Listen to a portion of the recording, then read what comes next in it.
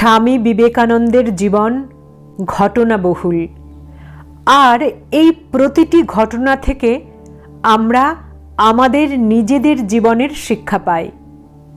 এই ঘটনাগুলো আমাদের জীবন সংগ্রামে সফল হতে অনুপ্রেরণা যোগায়, আমাদের এগিয়ে যেতে উদ্বুদ্ধ করে।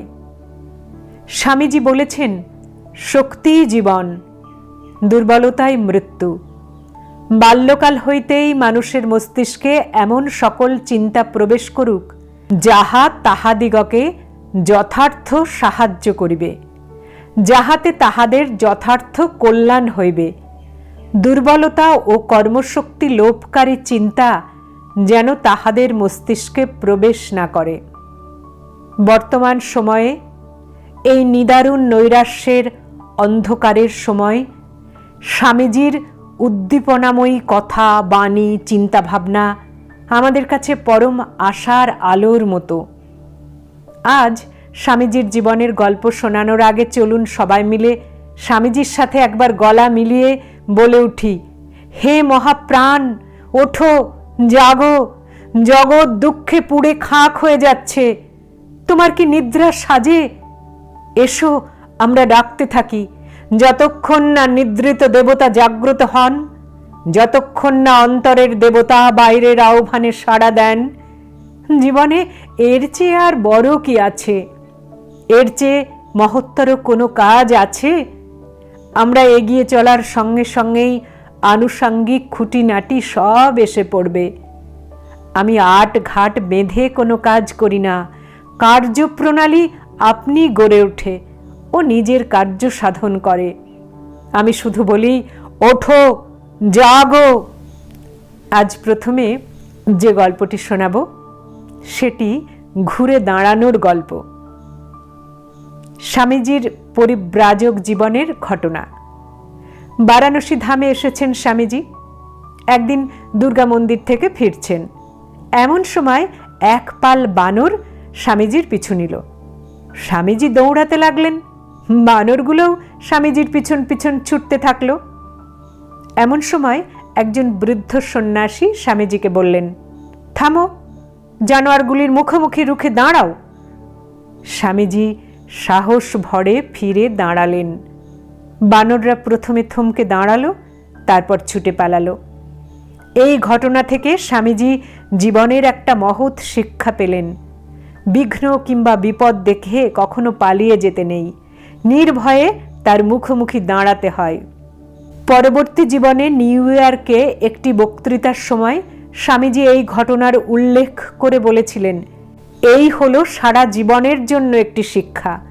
ভয়ঙ্করের মুখোমুখি দাঁড়াও, সাহসের সঙ্গে তার সম্মুখীন হও।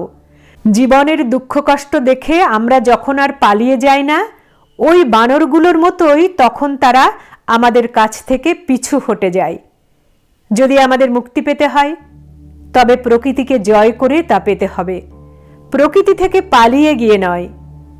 কাপুরুষ কখনো জয়ী হয় না। যদি আমরা চাই যে ভয়, বাধা বিপত্তি এবং অজ্ঞতা আমাদের সামনে থেকে দূর হয়ে যাবে, তবে আমাদের সেগুলির বিরুদ্ধে যুদ্ধ ঘোষণা করতে হবে।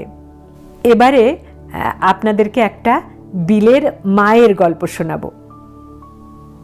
নরেন্দ্রনাথের মা ভুবনেশ্বরী দেবী ছিলেন একজন মহীয়সী নারী। স্বামী বিবেকানন্দ পরবর্তীকালে বহুবার বলেছেন, আমার জ্ঞানের বিকাশের জন্য আমি মার কাছে ঋণী। তার শিক্ষা দেওয়ার পদ্ধতি ছিল অদ্ভুত। একটি ঘটনা থেকে তা বোঝা যাবে। স্কুলে একদিন বিনা দোষে নরেন্দ্রকে শাস্তি পেতে হয়। ভূগোলের ক্লাসে নরেন্দ্রনাথ সঠিক উত্তরই দিয়েছিলেন, কিন্তু মাস্টারমশাইয়ের মনে হলো তাঁর উত্তর ভুল, তাই তিনি নরেন্দ্রকে শাস্তি দিলেন। নরেন্দ্র বারবার প্রতিবাদ করলেন, আমার ভুল হয়নি, আমি ঠিক বলেছি। কিন্তু এতে মাস্টারমশাই আরও রেগে গেলেন। বেত দিয়ে নির্দয়ভাবে নরেন্দ্রকে মারতে লাগলেন। বাড়ি ফিরে গিয়ে নরেন্দ্রনাথ কাঁদতে কাঁদতে সব কথা মাকে বললেন। মা তাকে সান্ত্বনা দিয়ে বললেন, বাছা, তোমার যদি ভুল না হয়ে থাকে তবে এতে কি এসে যায়? ফল যাই হোক না কেন, সর্বদা যা সত্য বলে মনে করবে তাই করে যাবে। মায়ের এই উপদেশের পরিপূর্ণ রূপ নরেন্দ্রনাথ দেখেছিলেন গুরু শ্রীরামকৃষ্ণের মধ্যে। শ্রীরামকৃষ্ণ বলতেন, আচরণেও দেখাতেন, সত্যই কলির তপস্যা।